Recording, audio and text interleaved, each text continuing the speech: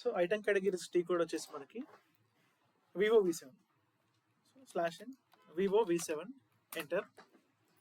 So position click చేస్తున్నాను. Position దగ్గర so ఇక్కడ ట్యాన్ టైప్ చేస్తున్నాను, స్టాండర్డ్ ఐటమ్ కేటగిరీ. ఓకేనా. సో డబుల్ క్లిక్ చేస్తున్నాను, డీటెయిల్స్లోకి వచ్చేసాము.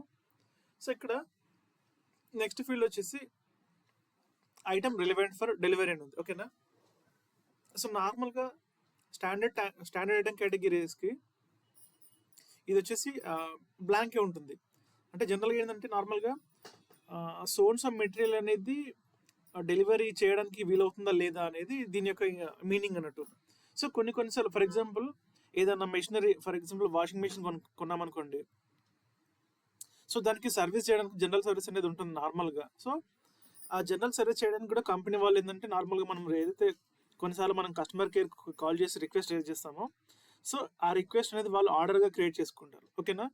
సో తర్వాత ఎవరైతే వర్కర్ టెక్నీషియన్ వచ్చేసి ఇంటికి వచ్చి సర్వీస్ చేస్తాడో ఆ సర్వీస్ చేసిందని డెలివరీ క్రియేట్ అనుకుంటారు అన్నట్టు. ఓకేనా. సో ఇక్కడ మీనింగ్ ఏంటంటే ఆ చేసిన వర్క్ అనేది డెలివరీ ఫిజికల్గా కనపడదు. ఓకేనా. సో ఇలాంటి కేసెస్లో ఏంటంటే వాటికి నార్మల్గా లైక్ అలాంటి కేసులో కొన్నిసార్లు డెలివరీ అనేది కావాలనుకుంటే బ్లాంక్ చేసుకుంటారు. కొన్ని స్పెసిఫిక్ అలాంటి ప్రొడక్ట్స్ కొన్ని ఉంటాయి. సో వాటికి డెలివరీ అనేది చేయాలి అవుదని ఉంటుంది. ఓకేనా. సో అయితే ఇక్కడ జనరల్గా మనకి వాల్యూ ఐటమ్స్ ఉంటాయి, లైక్ కొన్ని కూపన్స్ ఉంటాయి కదా, అమెజాన్ కూపన్స్ అలాంటివి. సో అలాంటి వాటికి ఇది మనకి టిక్ మార్క్ ఉంటుంది. ఓకేనా. So like value item categories, వాల్యూకి సంబంధించిన వాల్యూ ఐటమ్స్ అన్నట్టు. ఓకేనా. సో అలాంటి పర్టికులర్ వాటికి మనకి స్పెసిఫిక్గా ఉంటుంది ఐటమ్ రిలవెంట్ ఫర్ డెలివరీ అని చెప్పేసి. నార్మల్గా స్టాండర్డ్ వాటికి ఏంటంటే బ్లాంక్ ఉంటుంది. బ్లాంక్ మీనింగ్ ఏంటంటే ఆటోమేటిక్గా అంటే అది ఐటమ్ అనేది డెలివరీ చేసుకోవచ్చు అన్నట్టు. సో పర్టికులర్గా కొన్నింటికి మాత్రమే డెలివరీ అనేది చేయడానికి ఉండదని డౌట్ఫుల్గా ఉన్న వాటికి సో ఈ టిక్ మార్క్ ఉంటుంది అన్నట్టు. ఓకేనా. సో నెక్స్ట్ రిటర్న్స్ అనే ఫీల్డ్ ఉంది. రిటర్న్స్ అంటే నథింగ్ బట్ మనకి నార్మల్గా ఇప్పుడు ఇది స్టాండర్డ్ అంటే ఏంటి, స్టాండర్డ్ ఐటమ్ కేటగిరీ అంటే జనరల్గా మనము ఆర్డర్ ప్లేస్ చేస్తాము, తర్వాత నెక్స్ట్ డెలివరీ ఉంటుంది. ఓకేనా. సో డెలివరీ అనేది రిటర్న్ కాదన్నట్టు. ఓకేనా. కంపెనీ నుంచి వెళ్ళిపోతుంది, బయటికి వెళ్తుంది. సో ఇది ఇట్స్ నాట్ రిటర్న్, ఇది అవుట్ గోయింగ్ వెళ్ళిపోతుంది. ఓకేనా. సో ఏదైతే కేసులో మనకి కంబ్యాక్ కస్టమర్ నుంచి కంపెనీకి కంబ్యాక్ వస్తుందో సో అది రిటర్న్ అంటారు. సో రిటర్న్ ప్రాసెస్లో ఉన్న వాటికి మాత్రమే టిక్ మార్క్ ఉంటుంది అన్నట్టు. ఓకేనా. సో ఇప్పుడు నేను అదర్ ఎంటర్ క్లిక్ చేస్తున్నాను, లైక్ పొజిషన్. మనకి ఇది రిటర్న్ ఐటమ్ కేటగిరీ చూసారా. సారీ,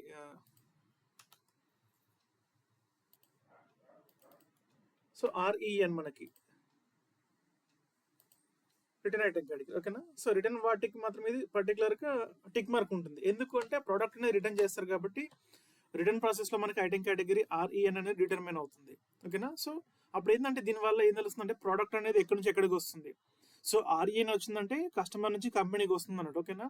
దీనివల్ల ఇంకొకటి కంట్రోల్ ఒకటి ఉంటుంది. ఇంకొక అడ్వాంటేజ్ ఏంటంటే సో నార్మల్గా ప్రోడక్ట్ అనేది కస్టమర్కి అమ్మిన తర్వాత నెక్స్ట్ డెలివరీ తర్వాత ఏమవుతుంటే పేమెంట్ అన్నట్టు. పేమెంట్ అంటే ఏంది, కస్టమర్ కంపెనీకి పే చేస్తాడు, అంటే కస్టమర్ దగ్గర డెబిట్ అయిపోయి కంపెనీకి వస్తుంది. లైక్ ఓకేనా. సో ఇక్కడ రిటర్న్ ప్రాసెస్లో ఏమవుతుందంటే ఈ రిటర్న్ అనేది ఆప్షన్ టిక్ మార్క్ చేసుకోవడం వల్ల ఏంటంటే మనకి ఆ ఎంట్రీ కూడా మనకి జనరేట్ అవ్వడానికి ఇక్కడ సిస్టమ్ హెల్ప్ చేస్తున్నట్టు. ఓకేనా. ఆ ఎంట్రీ ఏంటి అంటే కంపెనీ నుంచి అమౌంట్ అనేది డెబిట్ అవ్వాలి, కస్టమర్కి క్రెడిట్ అవ్వాలి అన్నట్టు. ఓకేనా. సో దీన్ని SAP టెర్మినాలజీలో ఏమంటామంటే revenue account debit to customer account credit అంటారు. ఓకేనా. అంటే కంపెనీ అకౌంట్ నుంచి కట్ అయిపోయేసి కస్టమర్ అకౌంట్కి యాడ్ అవ్వాలి. సో అదన్నట్టు. సో మళ్ళీ నేను స్టాండర్డ్ ఐటమ్ కేటగిరీకి వెళ్తున్నాను, TIN enter. So next option ఏముంది మనకి వెయిట్ వాల్యూమ్ రిలవెంట్ ఉంది. ఓకేనా. సో ఇదేంటంటే నార్మల్గా ఇప్పుడు ఫర్ ఎగ్జాంపుల్ ఇక్కడ నేను మళ్ళీ సేల్స్ ఆర్డర్ క్రియేట్ చేస్తాను శాంపిల్గా. టీ ఇక్కడ VA01 ఎంటర్ కొడుతున్నాను. సో ఇక్కడ document type, next sales area enter చేయాలి. D100 D1 నా సేల్స్ ఏరియా ఇది, enter. So next sold to party 100511 enter. Next కింద మెటీరియల్ ఎంటర్ చేస్తున్నాను, ఎంటర్. 1 క్వాంటిటీ. ఓకేనా. సో 1 క్వాంటిటీ ఎంటర్ చేశాను. సో ఇప్పుడు ఏం చేస్తున్నానంటే ఇక్కడ మనకి చూసుకోండి పైన వెయిట్ 15 kgs వచ్చింది. ఓకేనా. సో ఇక్కడ వెయిట్ 15 kgs వచ్చింది అంటే నేను ఇది ఇక్కడ మెటీరియల్ చేంజ్ చేస్తున్నాను. ఫర్ ఎగ్జాంపుల్ క్వాంటిటీ చేంజ్ చేస్తాను, 2 యూనిట్స్ పెడతాను. ఓకేనా. ఇక్కడ చూసుకోండి 30 kgs అయింది. ఓకేనా. ఇదే ఇన్ఫర్మేషన్ని మనము ఐటమ్ లెవెల్కి చెక్ చేసుకోవచ్చు. ఓకేనా. ఇప్పుడు ఇది లైన్ ఐటమ్ సెలెక్ట్ చేశాను, డబుల్ క్లిక్ చేస్తున్నాను. ఓకే, రైట్, షిప్పింగ్ ట్యాబ్లో. సో ఇక్కడ కింద చూసుకుంటే వెయిట్ అండ్ వాల్యూమ్ ఉంది కదా, ఇక్కడ చూడండి నెట్ వెయిట్ అనేది 24 kgs అని వచ్చింది, గ్రాస్ వెయిట్ అనేది 30 అని వచ్చింది. యాక్చువల్గా అంటే మనకి 2 ఉంటాయి నెట్ వెయిట్, గ్రాస్ వెయిట్. ఇవి ఎక్కడ మెయింటైన్ చేస్తాము అంటే మనము మెటీరియల్ మాస్టర్లో మెయింటైన్ చేస్తాము. సో నేను చేంజ్ మోడ్లో ఓపెన్ చేస్తున్నాను. ఇప్పుడు ఈ మెటీరియల్ ఓపెన్ చేస్తున్నాను. DMAT01 అనేది MM02 ట్రాన్సాక్షన్లో.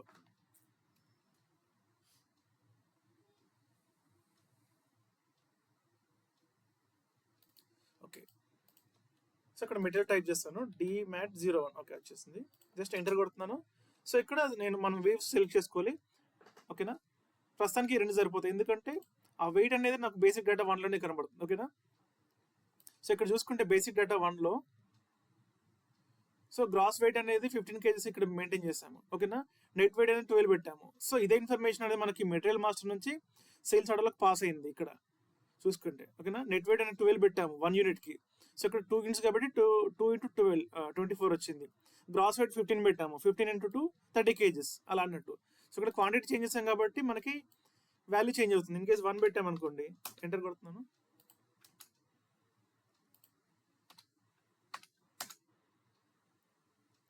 డబల్ క్లిక్, షిప్పింగ్, ఇప్పుడు చూసుకోండి. సో 12:15 వచ్చింది అలాగే. ఓకేనా, సో ఇక్కడ ఏమవుతుందంటే మనకి ఈ ఇన్ఫర్మేషన్ అనేది మనకి మెటీరియల్ మాస్టర్ నుంచి కాపీ అవుతుంది సేల్స్ ఆర్డర్కి. సో ఫర్ ఎగ్జాంపుల్ నేను ఇది అన్టిక్ చేశాను. ఓకేనా, సేవ్ చేస్తున్నాను. సో ఇప్పుడు ఒకసారి మళ్ళీ ఫ్రెష్గా ఆర్డర్ క్రియేట్ చేయడానికి ట్రై చేస్తాను. /n VA01 టీ కోడ్ మళ్ళీ రన్ చేస్తున్నాను. Enter. So order type and sales area enter చేయాలి, తర్వాత enter. Next sold to party, enter. So next material and quantity, enter.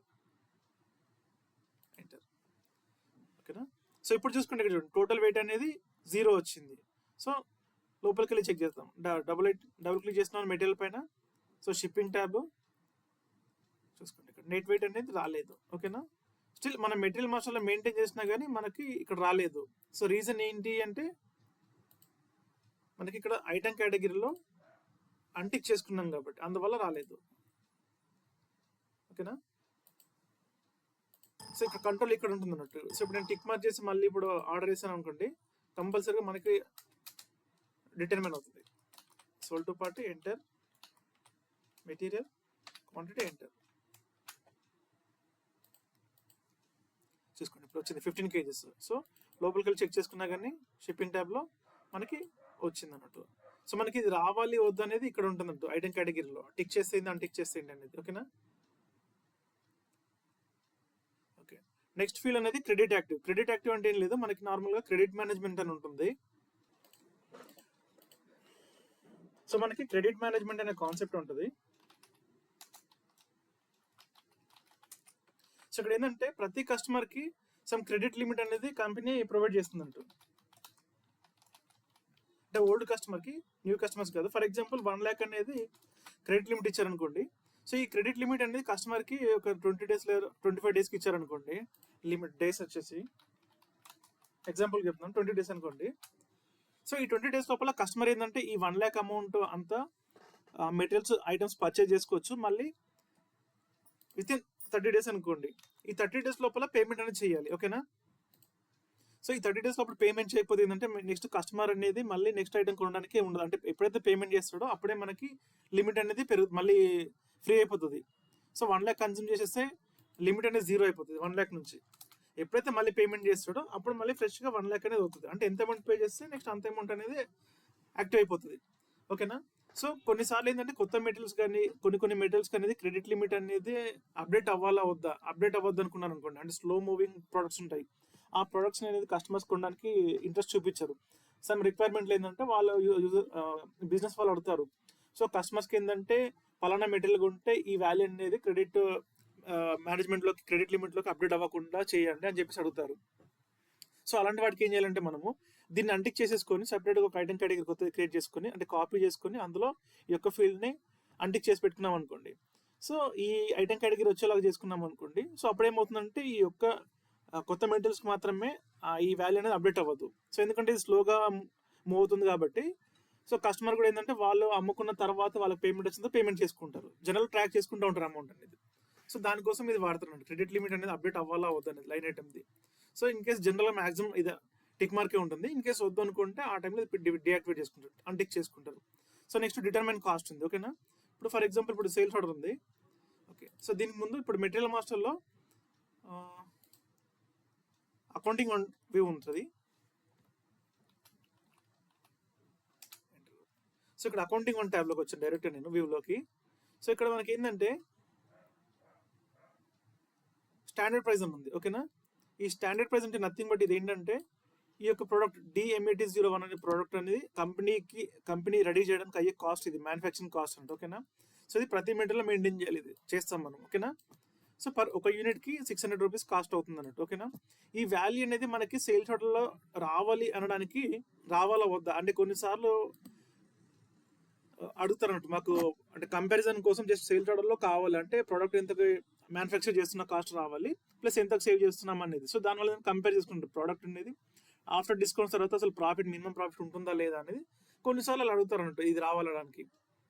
So ఈ టిక్ మార్క్ చేస్తుంటే మనకి ఏమవుతుందంటే సేల్స్ ఆర్డర్లో ఈ మ్యానుఫ్యాక్చరింగ్ కాస్ట్ ఏదో మనం మెటీరియల్ మాస్టర్లో మెయింటైన్ చేస్తామో 600 రూపీస్, అది మనకి సేల్స్ ఆర్డర్లో డిటర్మైన్ అవుతుంది. ఓకేనా, సో ఇప్పుడు ఫర్ ఎగ్జాంపుల్ ఈ ప్రోడక్ట్కి 1000 రూపీస్ పెట్టాం సెల్లింగ్ కాస్ట్, మ్యానుఫ్యాక్చరింగ్ అయింది 600, సెల్లింగ్ కాస్ట్ వచ్చి 1000 రూపీస్ పెట్టాము. సో ఇక్కడ ప్రాఫిట్ ఎంత 400 రూపీస్. ఓకేనా, ఇప్పుడు నేను దీన్ని సెలెక్ట్ చేసుకుంటున్నాను, డబుల్ క్లిక్ చేస్తున్నాను, కండిషన్స్ టైప్కి వెళ్తున్నాను.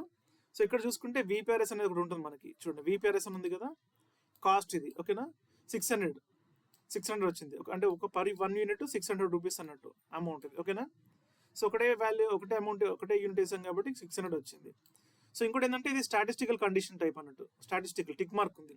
సో దీనివల్ల ఏంటంటే నార్మల్గా ఈ నెట్ వాల్యూ పైన అసలు ఏమి ఎఫెక్ట్ ఏమి ఉండదు, జస్ట్ డమ్మీ వాల్యూ, జస్ట్ మనకి అబ్జర్వేషన్ పర్పస్ అన్నట్టు. సో ఎప్పుడన్నా ఇలా కావాలనుకున్నప్పుడు ఈజీగా చూసుకోవచ్చు. సో ఇది PRWZ అనేది సెల్లింగ్ ప్రైస్ 1000 రూపీస్ ఉంది. సో మ్యానుఫ్యాక్చరింగ్ కాస్ట్ అనేది 600 రూపీస్. ఓకేనా, ఇక్కడ చూసుకుంటే కింద చూడండి ప్రాఫిట్ మార్జిన్ ఉందా, సో 1000 నుంచి 600 వేసేస్తే 400 రూపీస్. సో ఇలా అన్నట్టు.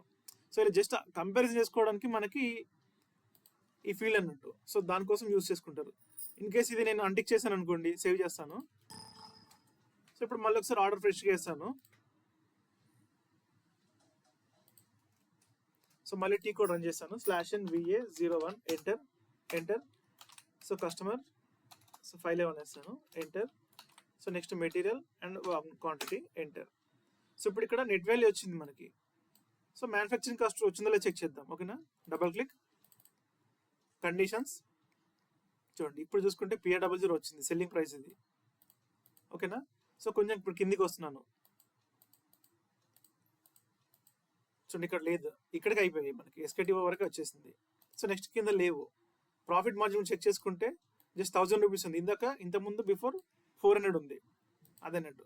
సో ఇక్కడ మనకి డిటర్మైన్ కాస్ట్ అనేది మనం టిక్ మార్క్ పెట్టుకుంటే మనకి VPRS కండిషన్ టైప్ అంటే మనకి మ్యానుఫ్యాక్చరింగ్ కాస్ట్ అనేది వస్తుంది. సో ప్రైజింగ్ గురించి ఇంకొంచెం మనకు ప్రైజింగ్ అనే పెద్ద టాపిక్ ఉంటుంది, అక్కడ ఇన్ డీటెయిల్గా మనం తెలుసుకోవచ్చు.